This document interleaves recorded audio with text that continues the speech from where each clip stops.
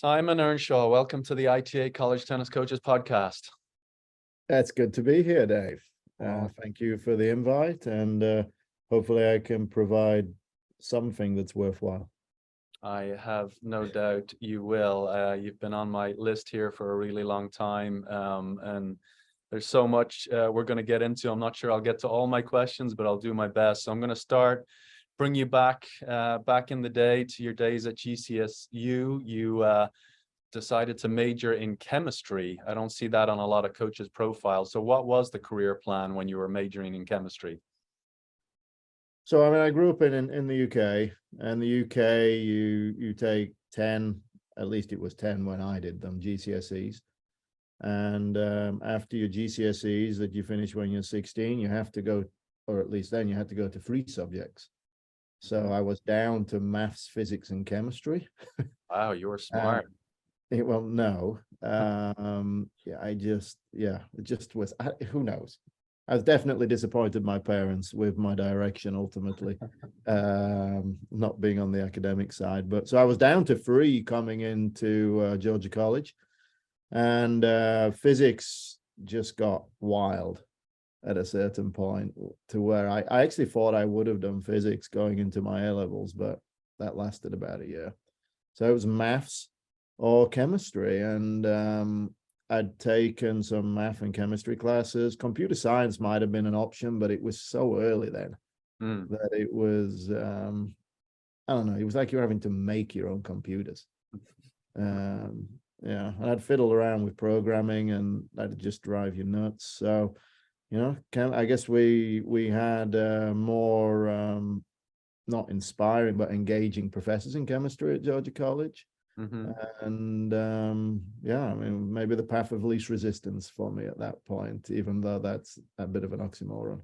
Okay, so you had no grand plan then. It was just something you had an interest in, and so can you tell us a little bit then, has your background in science or interested in science helped you in your college coaching career in any way? Well, I think it helped me be in college in the first place, which got me into college tennis. I think if you look these days and you look at the analytics side, you're in science, there's a lot of data that's out there. I think tennis has been really resistant to a lot of the changes that you see across the board. Obviously talked about it and the way they ran business in professional franchises, but also in player development. The youth systems in soccer in Europe are incredibly advanced in this regard. And tennis, we put a lot of information out there. I don't think we do a particularly good job of using it. But I'm pretty systematic, pretty objective. I'm not the most subjective person on the planet. Probably my players would argue about that, but I think that's helped me just kind of be able to navigate the business side of things, and potentially, attacking player development in, I wouldn't say really a scientific way completely, but I think anytime you were doing an experiment, or the way that we go about things in chemistry, you figure out what the problem is, and then you try and collect some data, and then see if the data proves or finds a solution to your problem. And if it doesn't, you figure out another way to run the experiment. And in some ways, I think that's helped me figure out a lot of different ways that you can find solutions to players being able to move along. And not to put you on the spot, but is there a recent example of that you might be able to provide, a problem you identified, how you went about experimenting, what information you were maybe tracking to then solve that problem, whether it's on the fitness side or the player development side? Well, we're using data in quite a few areas. We work with Paul Drake, and when I came to NC State, we had our players do a lot of running, and that was the whole thing at Armstrong. And I'm sure you grew up and tennis players ran a lot. Yeah, we ran up hills, and it's like, okay, go on a 5-mile run and just do it as fast as you can. You're going to get in good shape, but it's it's not very sport specific. You only cover about 2 kilometers during a tennis match, and the movement is a little bit different. But I think one challenge we have as college coaches is we're not a specific coach where we work with one player only.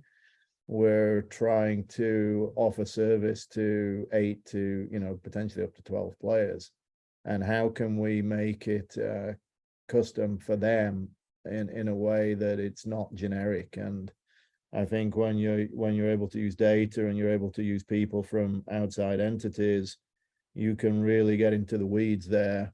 And everybody's different, and what works for one person doesn't work optimally for the next person. And I think when we were running, you could see on the track that there were some that were good and some that weren't good. But the issue is who's actually getting the better workout. And that's hard to quantify, because maybe the person at the front is just really good at running. Yeah. Whereas the person at the back's really working hard. And I think if you run certain systems, you can see that we may be running a practice. You may have somebody who's redlining the whole practice, whereas other people are just ticking along in a low sort of burn. Yeah. So, that was something for us. I think we felt that our teams were in good shape, but at this level, everybody's in good shape. So how can we be in better? And also, what does that mean? Like people say, are you fit? Are you strong? Yeah, I'm strong, but how fit and how strong? So we've attacked that problem with him, and I think we've really changed and developed how we run that side of things. And NC State's STEM school, so we've got a lot of resources here. We have a great advanced analytics institute. They've been able to help us with our match data, and we've presented them with some questions. And I think one thing that's good is that it audits what Dave and I are doing, because clearly if we're saying that we're improving somebody's serve, but it's not shown in the data, then we're not. Yeah. And we've got to look internally to manage how we're going about attacking problems, as well as just kind of being, well, that person's not listening or not getting it. Maybe they are listening, maybe they're doing the things we tell them to do, but it's actually not working, even though potentially aesthetically it looks better. And I think that's the hard thing as coaches, where we're working with players one-on-one. We're emotionally kind of connected to the process, to the point where sometimes what's actually occurring and the output that's happening isn't what we kind of think it is in that moment. So I would say it's helped me be objective in that regard, rather than, how would I say, wearing rose-colored glasses, or the players would probably tell you the opposite of that at times. Being a Brit, we're a little jaded growing up on that island. You would know that. You're on that other one. Yeah, where we tend to be a little pessimistic, but that's okay. Yeah. We need both in this planet. And there could be times when I think something's not going well, and actually it shows it the opposite way. I just can't get out of my being a human being mode. Yeah, no, makes a lot of sense. So yeah, trying to stay on the player development topic, you spent some time at Nick Bollettieri Tennis Academy in the 90s when it was really in its heyday. Were there any experiences you had during that time that you feel like have influenced how you approach player development today? I actually think that helped me tremendously, Dave. I was fortunate that our coach at Georgia College, Stuart Welchel, had worked for the academy as well. And in the summer, they would be looking for people. And with probably fairly derisory pay, but back then it was like, okay, it's cool, right? I mean, it's something to do. The academy was extremely successful. I remember there was a picture at one point with a group of 50 on there that was from prior to that time. And you can obviously pick out the Couriers and the Agassiz of the world, but there are other people on there, and you might not know who they are, but let's say a Sandra Cecchini, an Italian girl who was top 20 in the world as well, and you had no idea that all these people were out there back when it was really running at its height, and tennis was first and foremost, rather than what becomes these days the business side of everything. Yeah. So I think the great thing for me is that I did 6 years, and it was in a time when I was not really sure what I wanted to do in life, but it showed that I was capable of doing a lot of things and making a difference, even at 21, 22 years old, that I didn't know I could do. I know when I did the usual coaching exams in the UK. Your part 1, your part 2, they probably have other names now. I think they have 5 of them now. Yeah, there's many, right? They love that, and all the in-service, and you can go and get your credits. And I remember being as nervous doing one of those, where they would say, okay, you've got to direct a group for 30 minutes in front of everybody, and they're busy marking you down. And as I was doing my driving test when I was 17 years old, and really not being very good at it. And my club coach, I would help out. And, I remember one time he didn't show up, or he couldn't make it. And I had to take probably 8 40-year-old ladies, and it being an absolute disaster, and really not knowing. I mean, I think I knew the nuts and bolts of how to organize the session, but I didn't like my communication skills and how to deal with different age groups and their needs and their wants and what works for them. I was really pretty ignorant to that sort of thing. And I think that was the big thing. I got such a cross section with Bollettieri's, where I was able and unfortunate to basically wear the hat in all positions, whether it was being a ball feeder. And, they used to train us in feeding for 2 or 3 days, which was interesting. I mean, I know it sounds stupid. We had these 2 guys there that would work back then for Club Med, and they had a whole exhibition that they would do that was fed. One of them, the level of feeding was just off the charts, and the way that he could move the ball in 2 directions at once, and the speed. So something as basic as that, through being able to work with the better kids, or to have a group of 40 people. Or one summer, all I did was a video analysis all day, every day. So if you see 200 forehands a day, and then you're having to sit there with a VHS, the old VHS, you used to get those mini VHS compact. Yeah, you had to stick it in the bigger one. Yeah. And then put it in there. And then in order to slow motion, you just press the pause a bunch of times. And you see that many forehands or serves, you start to see trends. And obviously from there, from talking to some of the people that were working, they're offering ways and progressions that you can solve those issues.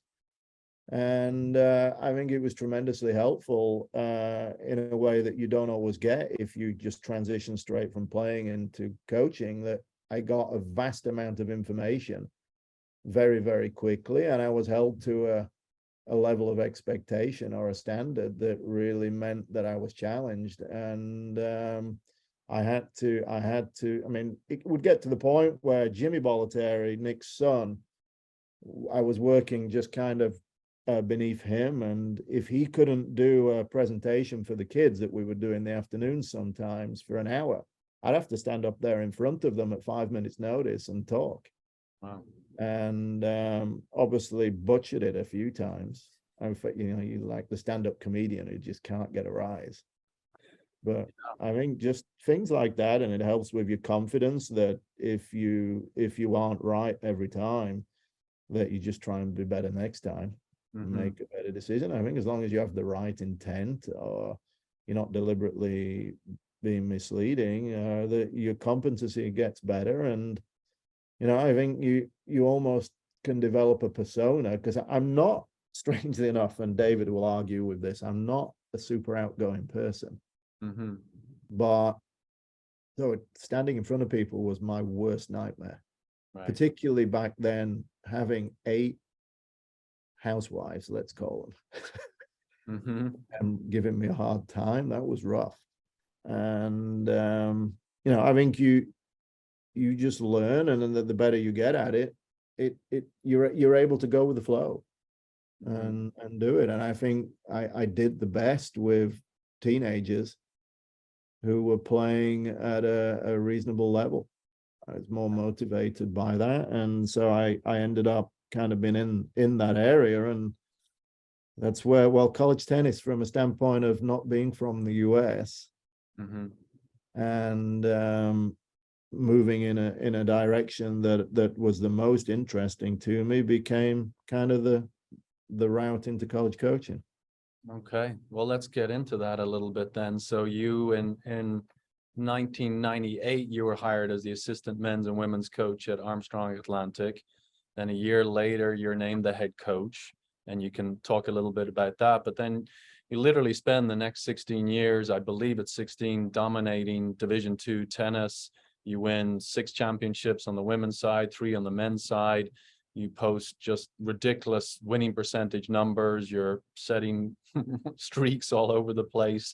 What are some of the things you believe you did well in those early years to kind of set you apart from your competition in Division II? I think one thing that the academy was great about was, and people probably said it was almost forced labor back in those days, Yep. but when you're expected to be down there at the courts at 7:30, you get maybe 30 minutes for lunch, you work until 5:30, and then you have dinner for 30 minutes, and then you're back at the courts from 6 till 8, and you Mhm. do that 6 days a week. I think definitely I wasn't afraid to work. And I might, I think I knew the nuts and bolts of coaching tennis. I wouldn't say at all I was adept in the college coaching role Yeah. and the off-court things that you do, which recruiting still is probably more than 50% of the job. Mhm. But I think I wasn't afraid to work.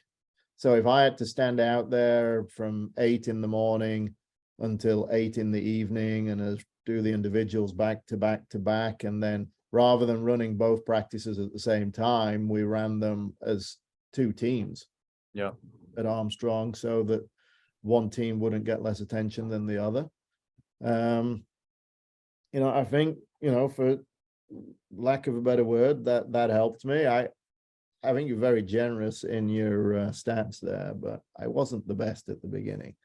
That's for sure. I think we flattered to deceive a little bit. I inherited a women's program that had done reasonably well. I mean, they'd won a couple of national titles, and my year there as the assistant coach, we did lose in the final.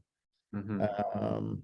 But it was a situation where there was a big change in personnel as well. I mean, we had a lot of seniors on that team. We lost a girl who the previous coach had been kind of keeping there for Pepperdine, and she transferred out of there. So it was a little bit of a fresh slate, which, looking back at it now, I think was probably ideal. It enabled me to transition pretty quickly to what I wanted to do. But yeah, I mean, it took until year 5 with the women for us to win. Mhm. I think we were pretty good by year 3, 4. The men took longer. I just wasn't very adept, I found, at coaching the men for one reason or another than the women. And I think big part of the problem was I wasn't that different in age to the players, Mm. which was, a little bit challenging as far as getting the message over. So I think on the men's side, I just needed to get older. Yeah. And Interesting. these days I wish I would stop getting older that quickly. Back then I was hoping it would move along a little faster. But yeah, I mean, I think I just wasn't scared to make errors, and I was pretty confident I could make a difference. And as stupid as it sounds, if I could improve players, we could create momentum in a positive direction, probably results were going to come. Yeah. And they did. I had a couple of really lucky recruits in the early going as well. Yeah. Well, Yeah, it's sometimes you amazing. need some luck. Oh, big look, right call at the right time. If I'd have waited, another 30 minutes, or Hmm. it would have not happened. Hmm. My coach at Georgia College helped out on one of them. I think that was tremendously fortunate to just have some people that were willing to help me and maybe mentor me in a way that brought me along as well. And I don't think it's obviously we get very proud and in our roles where we're unwilling to ask for help. But I mean, I needed help at that point. I was pretty confident on court, but I'd learned at Bollettieri's that as confident as I was, I didn't know nowhere near as much as what I thought I did at that age. Yeah. And sometimes I needed to kind of get myself into trouble and get beat down a bit. Mhm.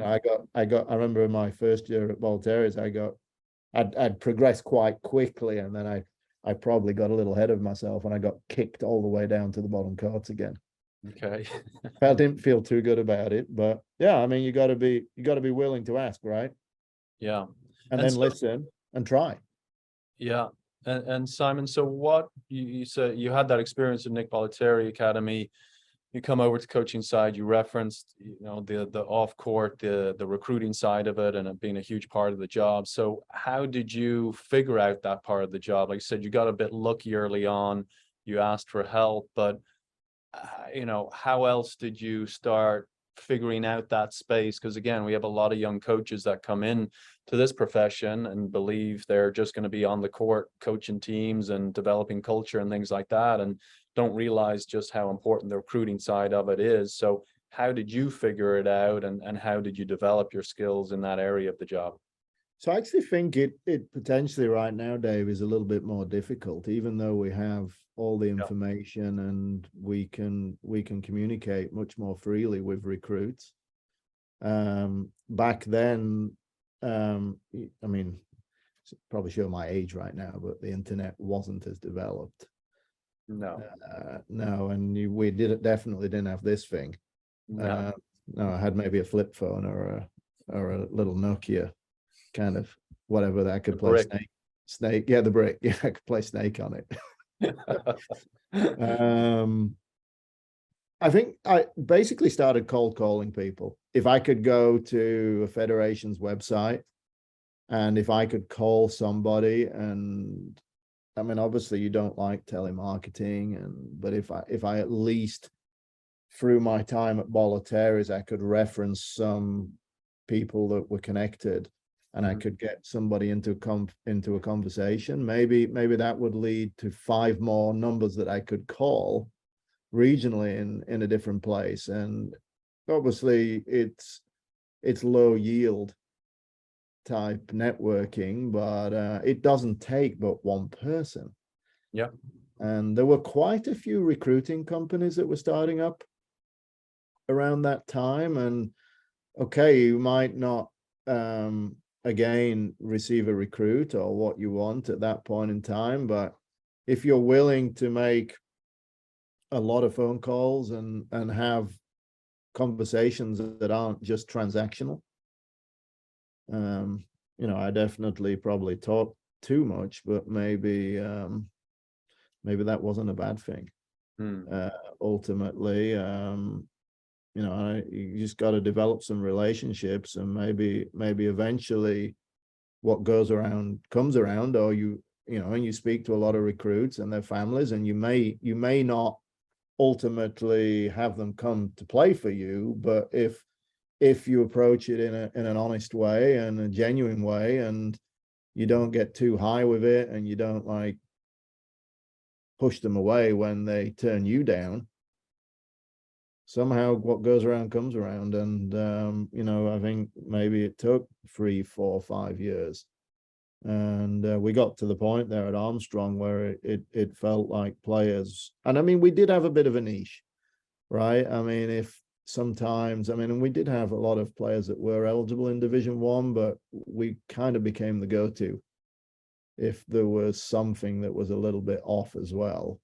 And people, we got to the point where it started going where we had people coming to us as well. And I think Yeah, I mean, you just got to be willing to talk and not always act like you're trying to get off the phone, I would say. Mm, yeah. And I'm still not great at texting, I don't think. I think I'd rather have do a phone call, but people these days don't have time.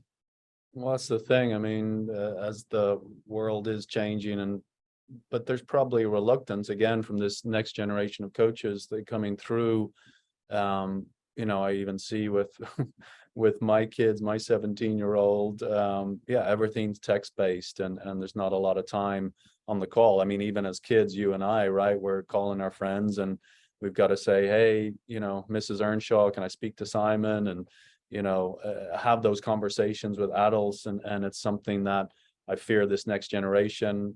Maybe it's a misplaced fear, but they're not getting those repetitions of those interactions with people of all different ages and how to speak to them on the phone, etc. And it's maybe that is the future of recruiting. I don't know. I have a hard time believing that, especially since going through COVID and doing all this virtually versus now when I do get in person with people, I see how much more valuable it is. So maybe it'll swing around. I don't know. But has your approach to recruiting then changed through the years, or you're still picking up the phone and calling people? I think if I can do a 30-minute call with somebody, I mean, I have to say I don't do Zoom a ton. Mm-hmm. I actually found trying to get onto this You were right now that I struggling have. with the mute button there, Simon. Yeah, no. What I find is I haven't been on it for that long. It always needs to update first. Yeah. That shows you, right, that I haven't logged in enough. Mm-hmm. I think the good thing with phone calls, and particularly we can be doing other things while we're doing them, and you can take a call with you. It's hard to take a Zoom. We're both sitting in our office right now Mm-hmm.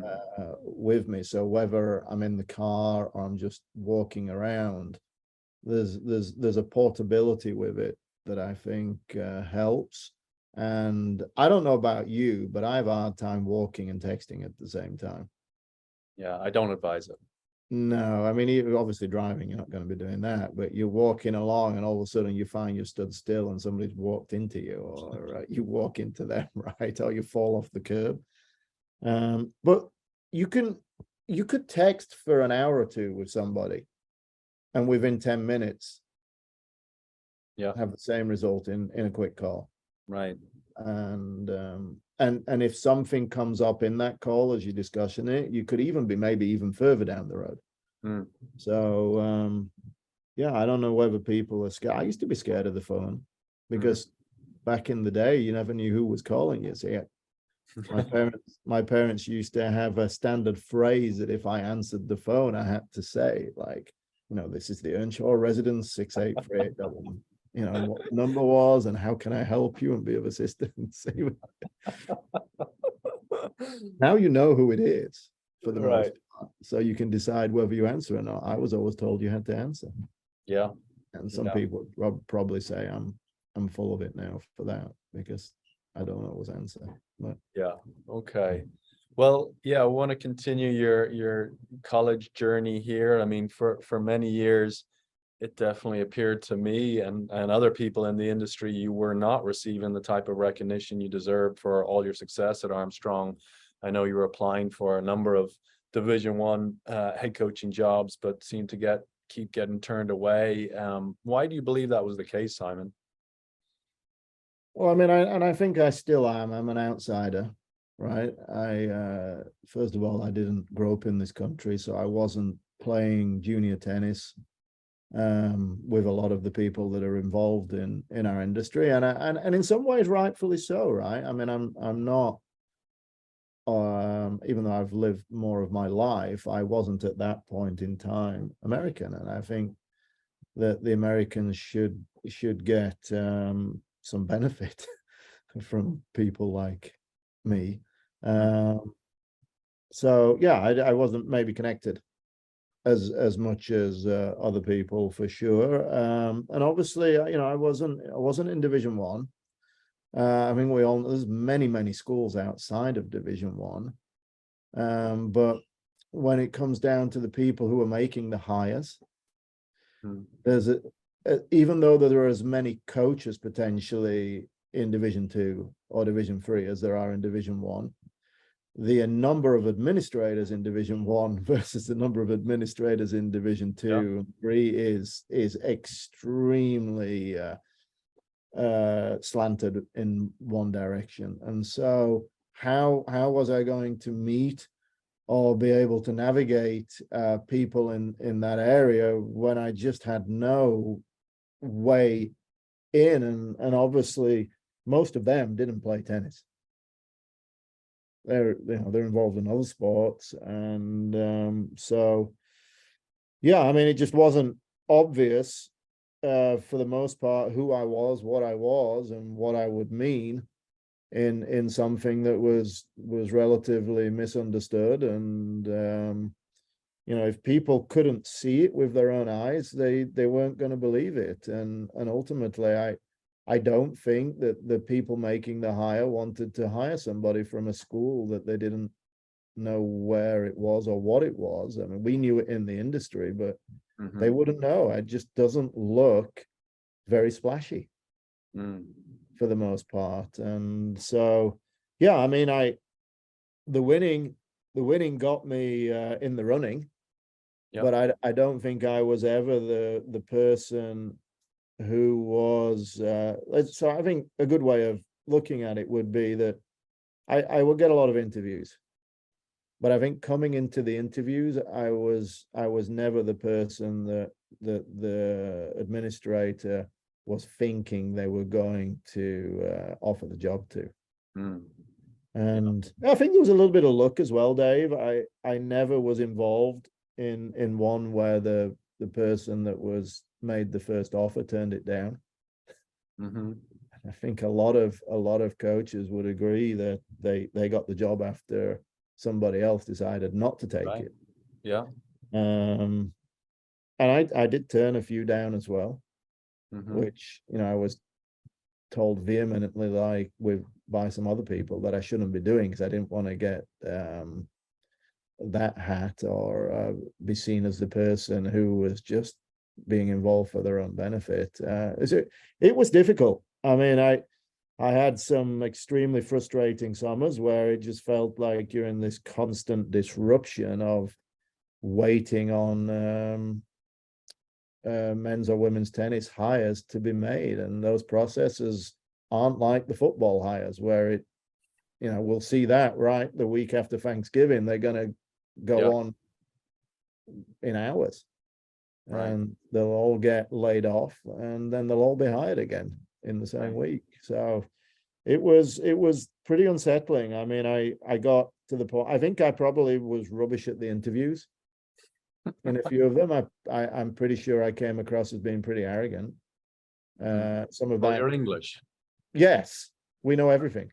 That's part of the deal. We know everything there is to know about everything, right? And we do like to tell people that. So trying to kind of tone down the Britishness and make sure that I didn't lose the interview, I think was part of it. And the more of those you do, like earlier on when I was working at the academy, you get better at that. And I think I did, but I just wasn't the person of choice. I mean, that's just how it was. And you said the word there, deserved. You got to get over that. I mean, just because you think you deserve something doesn't mean you're going to get it. And I mean, being a bit butthurt by that's not going to help anyone either. And I mean, I think ultimately, whether or not you deserve it doesn't mean you're going to get it. So I'd actually kind of given up, to be honest with you, once we got to about 2013, funnily enough. So it's just a normal summer. I have 4 kids, and it was getting in the way of enjoying them in the summer. And one of the benefits in Division 2 was it wasn't as relentless as it is now. And Simon, what advice then would you have for, again, younger coaches or more experienced coaches that are coaching in Division 2, 3, junior college or NAIA that have a desire to maybe one day coach at Division 1? Is there, I mean, I know everyone's story is different and different pathway, but how would you advise a coach if they called you today to get your input as to how they might proceed? Well, I mean, we all recruit. You're going to have to recruit yourself. Mm-hmm. And the recruiting of yourself involves talking to people, and you may be speaking to people who are not actually trying to hire you. And you can't expect to have some fancy references or have a network that's going to make a call on your behalf if you've not put in time to develop a friendship and there's not been a lot of giving before there's a take. Mm-hmm. So whether you're able to get out there with your team and prove yourself in fall events, which part of the knack is getting into those events, right? Or you go above and beyond to be at the convention, Mm-hmm. or to be at events where other coaches are, and you're able to engage them in a way where if you show interest in them, maybe eventually they'll be interested in you, and kind of telling your story. And you know what I mean, how much can it hurt? And equally pick the phone up and try and talk to people. Yeah, I know we're all busy, but everybody can make a bit of time for somebody. Mm-hmm. You know, and then beyond that, I had to figure out a way to start running across some administrators. And as funnily enough, I just said, you know, I'm going to start being on committees, even whether it's institutionally, or I ran the rankings for the ITA in Division 2 in the mid 2000s for a long time. And, you know, whether you could even be on the NCA committee or involved with you guys, where you're going to meet administrators. Yep.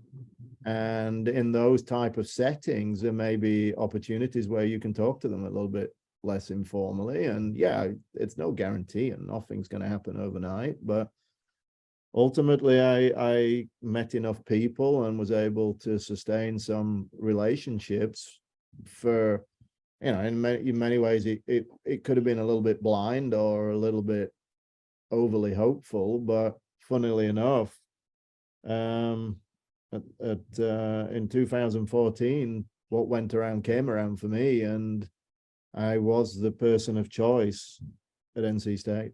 Mm-hmm. And I knew it going into the interview, which the funny thing was, I don't think I actually had to win that interview. Yeah. Yeah, really was kind of unusual. But Yeah. You let the universe take care of it finally. So, yeah, yeah, with that opportunity in 2014, I'm interested because I never coached two teams. I only ever coached one team. Did that feel like a very easy transition, just going to coach one team after doing two for 16 years? Or is there something that I'm missing here and there was different challenges or difficulties with just dealing with one? I mean, you have less student athletes. I mean, that's the first part, right? Potentially less recruiting. Mm-hmm. That might be a good thing. You know, it's just multiplied by 2. There were actually, so you come to a school, you know, and I think a lot of schools these days, there were more people involved with the program though. So I think if you add up those people that you see on a daily basis or are there as resources, in some ways, I think they compensated for there being less student athletes. Mm-hmm. But at the same point in time, I mean, all the student athletes I inherited here were brand new to me. Yeah. So that piece of it, you know, you imagine if you get a whole, I mean, you know it, you made a transition at some point, you get a whole new team of people rather than some players you've known for 2 or 3 years, and that relationship is strong, and you recruited them. So yeah, I mean, with certain parts obviously were reduced, but in other areas there was really a lot more going on that I didn't have going on. And at Armstrong, there were things that I could just prod them every now and again, and it just got the ball rolling, where we had a lot of inertia here to get this running. So and so I would say,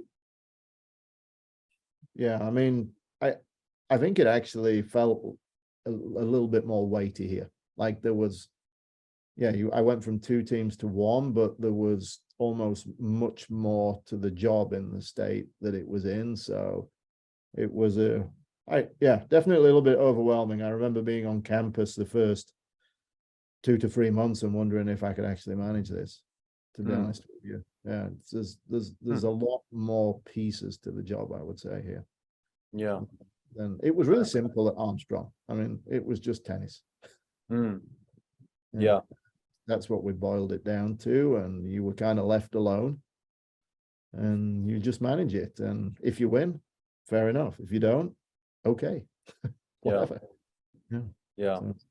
So, So the expectations you feel are a little different, and yeah, definitely want to dig into that a little bit more, because your first year at NC State you went 1-13 in ACC play, and then last year you went 10-3, made the Elite Eight, won an NCAA doubles championships. So obviously have turned the program around and then some. So what again were some of those key steps or decisions you made early in your tenure that have set you up for the type of success that you're having now? yeah, I mean that it was tricky at the beginning. The team had a similar record the year before as well. I don't think the girls were too happy about the change either, which put me in a little bit of a pariah role, I would say at times. I think you got to vent their frustrations on someone, and I was an easy target with the players I'd inherited. I was different. I mean, I don't know if different is good or bad for them. So that first year was tough. I mean, I couldn't make that much of a difference in that first year. I could definitely change our systems and the way we went about things and what the focus was. But I mean, it takes a while to turn a fairly big entity that's been a certain way for a long time, and it was a slow and gradual turning. We could obviously get those things in motion, and I think the biggest thing is from a recruiting standpoint was trying to figure that piece out. I came in and I was pretty direct that I was going to recruit international players, because that's what I'd done. And the funny part about it is that didn't end up being the case at all. I was actually having a hard time with internationals identifying with the program here and where we were in the rankings, and the level of interest, even from players that I could get to Armstrong, just died. Yeah, I mean, trying to figure out what you have at your disposal, what resonates with people that at least gets you into a conversation, and then how do we get people to campus? And I mean, we had to go back from what was very different to at Armstrong. I would just recruit one player to get one player. All of a sudden, we got to go bulk again. And we needed to identify where the majority of our focus needed to be. And, it went into an area of recruiting that I'd just not been involved in, which was domestically. I think the way the recruiting calendar was back then helped. That you weren't able to speak to recruits till July 1, and then you couldn't do the visits, could you, till September 1, and then 2 months later they were signing if they could within that 1 week window. Then you had more time, and so I was like, all right, I better just learn this and figure it out much more quickly. We needed to look at our current roster and see where we were going to be long term, and how that was going to look for the returning players. So quite quickly, we were able to have the majority of the team as being players that we had brought in, and then really just got to roll the sleeves up and get to work. I think we were really lucky in the first 2 recruiting classes that those 5, by the time they were seniors, were the ones that. So you have it on here. We were 10-3 last year. We actually, so that first class we were 10-3. Well, I think we were 11-3 actually, because Pitt still had women's tennis that year. We were 11-3 in their senior year. Mm, And it did take that long because obviously we weren't seen as being at the front of the line for recruits at all. We were having to really kind of work between the lines mhm. for the most part. But I think we got some really good kids and good families involved. I think they were excited to be here, which it helps, right? Yeah. Uh, and then it was just let's get to work, and really thankful that we were able to have some opportunities that maybe from a timing standpoint might not have been the case if it had been at any other year. There was some really good recruiting classes Mhm. there in 2015. 2016 was just so good. Mm. um, yeah, and I mean the ironic thing is one of our best recruits, Anna Rogers, it went back to Bolteri's, and Ryan Ginley had been with me at Bolteri's. He'd actually reached out to me 2 or 3 times, and I'd ignored him Mhm. after I got here about Anna, and we had it not work out with another recruit, and all of a sudden there was Anna. Wow. Yeah, it was the easiest recruit we ever had, and I didn't want her initially, and yeah, I mean she went on to be I don't know, 3, 4, 5-time All-American. Yeah, she did all right. She did Yeah, all right.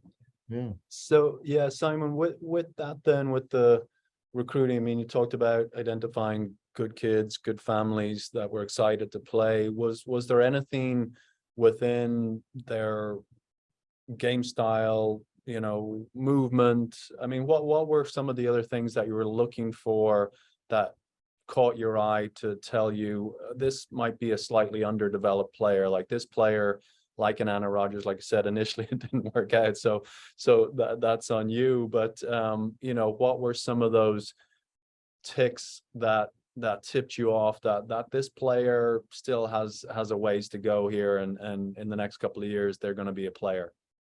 I think when I was first at Armstrong, trying to evaluate recruits without being able to see them, Mm, was really looking at results and trying to, even back then, trying to find results online was was a yeah. big part of the battle, or call people to figure out what was going on. But just really taking a look at the results in a very thorough way and trying to figure out direction with players.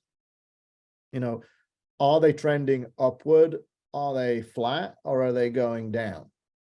Trying to talk to them and figure out, okay, look, the one thing I did learn is these kids were amazing at talking to you on the phone. Mm-hmm. Particularly the I was like, man, you guys have all been coached tremendously, and your poker face or not giving me the real details is unreal. At Armstrong, everybody used to just spill the beans straight away, and I really had a good idea on who did what. But I think at the end of the day, yeah, look, some of them had a lot of success in doubles and hadn't put it together in singles.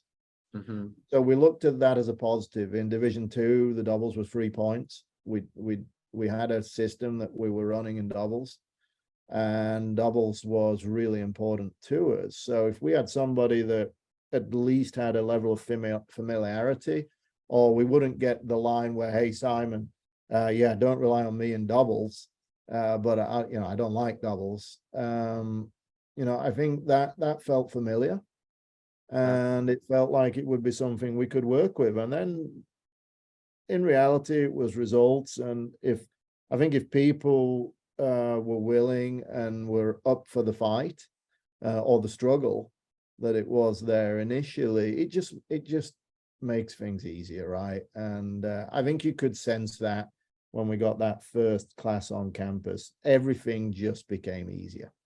Mm. The possibilities opened up for what could happen. You weren't really dealing with as much resistance. Mm. And yeah, I mean, we were able to start moving forward, and quite figuratively, that was the MO. Let's get to the net, Yeah. and let's enjoy being in that phase of play, even if it's a little bit uncomfortable at first.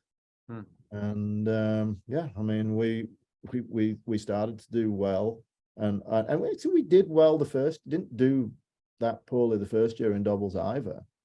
I think we were able to enjoy that piece of it, and then we just had to improve the skills in other areas and have them. I think we know that doubles is closer. Mm-hmm. And we know that, Dave Mullins could go out there in doubles, and you can compete with the top players in the game. It's a little more. Mm-hmm. It's not as based on your overall. Yeah. How would I say, talent? Yeah. So, yeah, I mean, I think that's what it was, and with that was kind of our angle on things, and yeah, it was going to take time with the other stuff, but at least we had players that were engaged. They had the opportunity to start straight away here, right? They just walked in and were able to start for an ACC school, and I mean, you can't get better if you're not playing. Let's be honest, what's the point? If we're practicing like crazy and then you're not playing, how are you going to get better? And then what's the point of everything? Mm-hmm. So we were able to offer that, and yeah, I mean, it instantly we were in the tournament in year 2. We were kind of in that area there until the players that we had, which we had a very young team right then, which was kind of sheltered by a couple of transfers, but once they became upperclassmen, and we got Alana then in 2016, who again was far more successful in doubles and singles, even though she was a high-level singles player. Mm-hmm. She had that same sort of level of athleticism and size that we've had. The joke was, if you're taller than me, then I'll maybe offer you a scholarship. But the counterpoint to that is, well, that doesn't take much as well, right? So I don't want to say anything. yeah, I know. It's just, yeah, always been a problem, I would say. Yeah. So yeah, I mean, that group really got us to where we are now. And once you get to a certain level and you can, there's proof in your process. Yeah. You obviously can engage, a greater audience potentially then at that point. Yeah. Yeah. So Simon, you referenced just kind of some of your days at Nick Bollettieri, working those really long hours. We're recording this podcast on November 18th. I know you'll hit the recruiting road now a little bit out in Florida, but how might you be spending your time before the team comes back? I imagine while some coaches might be kicking their feet up and trying to get some rest before the crazy schedule ahead, I get the sense yourself and Dave will be still working pretty hard. Where would you put some of your attention now in December, early January, to make sure your team and your program is where it needs to be in the new year? I think the biggest thing with the girls is in this period of time, which is a little bit different to the rest of the year, we can't practice, or at least not allowed to work with them the week before finals. Mm-hmm. Thanksgiving week, which is a good way to spend as many of those extra 14 days that you can give them off as possible. Mm-hmm. And they need to do well in these exams. I mean, I think if they can get ahead academically on the year, that's going to give them some comfort and confidence moving into the spring, where it gets even more hectic. So, okay, how are we gonna go about these next 6 to 8 weeks? Do we need to be rehabbing and trying to get our body in a good place? For some of them, like, what are the opportunities for us even to play Thanksgiving week or in the Christmas vacations? There aren't that many pro events, especially not in December, but there's other things going on that a little bit, I would say, not mainstream, and just making sure they're organized. And I think keeping them working towards something that's not so far out ahead of time that it's just going to get pushed off and pushed off and pushed off.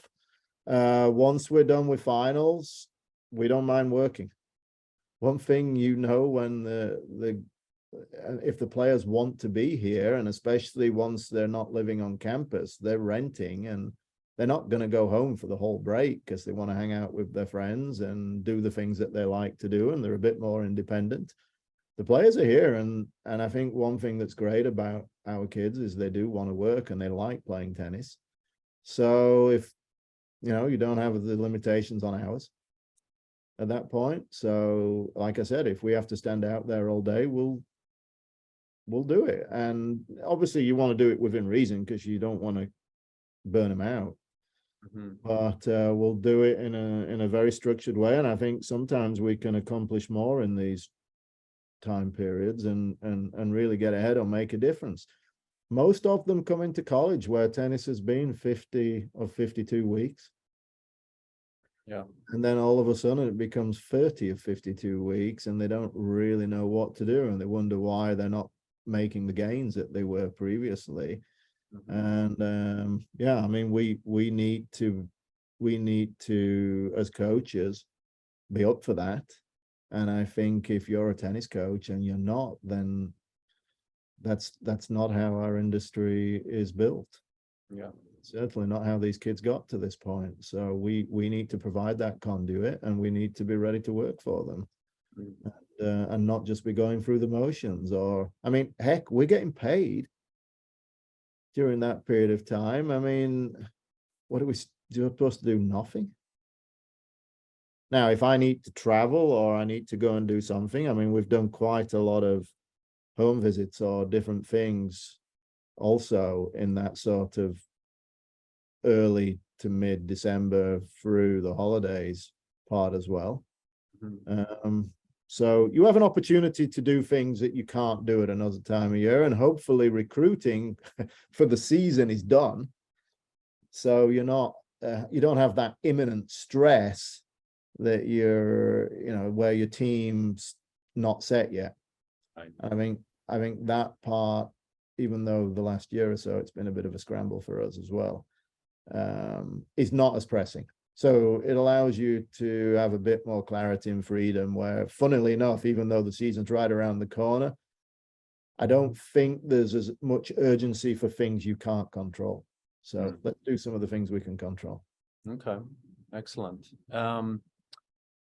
Just last question. You've enjoyed lots of wins and trophies with your longtime assistant David Secker at both Armstrong and now at NC State. Can you tell us why that partnership has worked so well for both of you through the years? So the joking side of it is I coached Dave, so I know some of the things that he's done in his life. So he can't get away with that or get away from that. And if he doesn't do what I tell him to do, then he'd be out of a job. So, but no, I think the thing with Dave and I is we're quite different. He's pretty laid back, whereas I'm more the energetic one. We do bang heads quite often, or bounce things off one another, or whatever you want to call it. Yep. But I think ultimately through that process, I can keep his keep his feet on the ground, and he can make sure I'm not getting too kind of subjective, if we go back to that, about things. So we stay real. I've been around him for a long time. We did have a sort of period apart where he went away and he did his own kind of version of Bollettieri's, where he worked at Advantage Academy in California. I think that helped him tremendously as well. He was able to gain a really tremendous education and real-time experience on the job. And I think Dave felt like he was a bit Hollywood as well. So he got some time in LA, and, he maybe just needed to get that out of his system as well, and realize that maybe he wasn't going to be the next Iron Man or something along those lines. Yeah. And I did try to hire him when I first got hired at NC State, but the timing wasn't there. And funnily enough, he was the first call when Gina left to go to Virginia, and instantly was, actually, it's funny you're calling right now. I think I'm in a place where I'm ready to get back in again. Okay. And look, I think the biggest thing with Dave is, and we're not as young as we were at one point, but he's an absolute workhorse. Yeah. And he's got a lot of good information. He has a somewhat different coaching philosophy to me as well. So, one of the things I learned early at Bollettieri's is there's no one philosophy that's the whole truth, and where the book stops. It's just a mishmash stealing things that hopefully can work and piecing them together. And because we're both quite different in that regard, I think we're able to find ways to make things work with players. Yeah. I mean, look, we're both British. We don't support the same teams. We don't agree about a lot of things, but I think we have a similar sense of humor, potentially have some of the same interests. And that side of things is pretty easy when you know, he's not very high maintenance. He probably thinks I am, but again, it's kind of joking. I really can trust him. I know he has a lot of the same sort of interests in the players doing well and how he's invested. And you know, I strongly believe, and I think if you look at the best coaching staffs, you do have two people that can be head coaches. And I think it's good to have somebody that challenges me rather than that it's just some sort of dictatorship where I'm telling somebody what to do. And we're only allowed to have two paid coaches. So let's have the best assistant we can possibly have. And I strongly believe Dave's one of the best, if not the best assistant. I think we're fortunate to still have him after he's been here now for 5 years already. Right. You know, and the longer we can keep him around, the better it's going to be for everybody involved with the program. And I think the good thing with Dave is he branches out beyond tennis. He likes to engage the coaches in other sports and the student athletes. And if there's information that's going to help the program, he'll find it. Okay. No, very good. All right, Simon, let's go into our rapid fire. What book should every coach read? This was the hard part. When you sent me this Q&A here, I did see these ones at the end, and that first question is, I'm going to really disappoint you here, Dave. I don't read. I'm really bad about that. Okay. I will read an autobiography every now and again because I find that interesting. I actually thought Nick's was really interesting when you looked at all the players he'd been with through the years. And I saw that somebody just put one out about Federer. Okay, so maybe a Christmas present for you. Yeah, I'll read those because I think I can associate to them, but I'm horrible, and I always have been. And it goes back to me being in chemistry and math, right? Just growing up, English and English lit were the least favorite subjects. And if the amount of times my parents tried to get me to read, I just, you know, I'm very good at reading the rankings and results. How about that? Yeah, you're good at that. You're good at that. So the book that every coach, I'm just not the right person. All right. Next question. Best piece of advice you've ever received?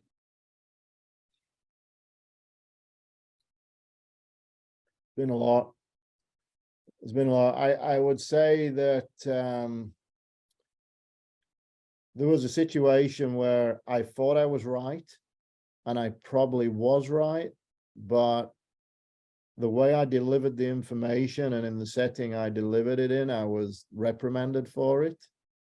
And then that person, after the fact, coming to me and say, look, you were right in this, but you absolutely can't speak to me in that setting. And understanding that just because I think that I'm right, the business or the public setting for things isn't always ideal, and the way that you view it you need to take yourself out of that, and everything has a time and a place. And I think I learned that quite early, that I've got to be much more measured in how I go about things, because if I have something that's valuable, I'd better value it and use it appropriately, rather than just wasting it because I can't read the room. Yeah. So I don't know. It's tricky to explain it. No. I think you've articulated well. I get it. Yeah. Okay. Yeah. I think we know we sit in a, so a good example of it would be, we sit in these meetings when we come to a new institution. I come to NC State, I'm in there with all these head coaches, and you're looking around, and Coach Doran, Coach Gottfried was here at the time, Debbie Yow's there. I'm like, oh my God. Well, I better be sitting there and listening to what they have to say. I don't really have anything to offer. I got to earn my place. And I'd better make sure if I do speak up that I'm bringing or adding something to the room. And I think that's what I didn't really realize. I was almost too enthusiastic in the early going, and I would do myself a disservice. So yeah. I think being measured and a slow burn is much better, or works better for me anyway. I think it works better for most people. All right, Simon, should the NCAA singles and doubles championships be in the spring or in the fall? I have a feeling this is a loaded question. Just Look, interested on your take. I think a lot of people know where I stand on this. I don't understand the individual event being in the spring, even though traditionally it's been in the spring. And after the team event, Division 2, we didn't have an individual championship. We did have it when I played. Yeah. And I think it was much to the detriment of Division 2 that we lost the individual event. When we tried to expand the team bracket, we had to make a trade. Right. And we lost it. It makes no sense that our season is individual in the fall, and then all of a sudden we have this one individual event at the end. There's many sort of reasons that people can articulate that it could be one way or another. Sure. But I think for the benefit of our sport, it being a lot clearer how the season progresses. And look, I don't see another sport where you're potentially at the event for 17 days. This is not the Olympic Games or the World Cup. And that's just not sustainable. And we've gotten behind in tennis, so far behind. Yeah. I think it's dangerous to have comparisons to other sports, because look, we're not softball, we're not volleyball, but we really need to look at how we do everything. And to me, that's a bit of a relic. And how it's positioned, and how can we better position that. And if we can put it this way, if the NFL are selling football and all the NFL games are played on a Sunday, how would that maximize revenue with the TV contract? Now we have a Thursday night game, we have a Monday night game, right? We create opportunities to increase our outreach. And the way it is right now, we're doing ourselves a disservice, because we have two pieces that we've combined into one. So let's optimize that and be really good at both of them individually, instead of what we have right now, which is a great team event and then an afterthought. They both should be equally strong in their own right. And I don't think in a 17-day event you can maintain that these days and age in attention span. And the Grand Slams even struggle, I think, a little bit, because outside of the main show courts, what are you selling tickets for in week 2? I think if you were going to, if as a tennis follower, if I was going to go to one, I'd go in week 1. Yeah, we all know that, right? Yes. We want to go the first few days of an event because we know our sport and we want to see all that. But okay, last question, Simon, because I'm running out of time here. What if any change would you make to the college tennis format or rules? Well, we keep making changes. It's been amazing how many changes there's been since I've been at NC State. I mean, I think, one thing which has been great is that we've been more progressive, haven't we, the last 5, 6, 7, 8 years. I think the biggest thing is the time. How do we speed it up? Do matches take too long? Outside of football, can any sport demand 3 to 4 hours? And I'm not sure. So I've thought about this a lot. I don't really have a solution. We've played great matches that have taken 2 hours and 15 minutes and great matches that have taken 4 hours. Yeah. But I don't like 10-point tie breaks. I know that's an easy one to just get rid of the third sets. I Mm-hmm. think that would damage our product. I don't like the simultaneous format at all. Mm-hmm. I think you marginalize the players and their experience where it's doubles or singles then.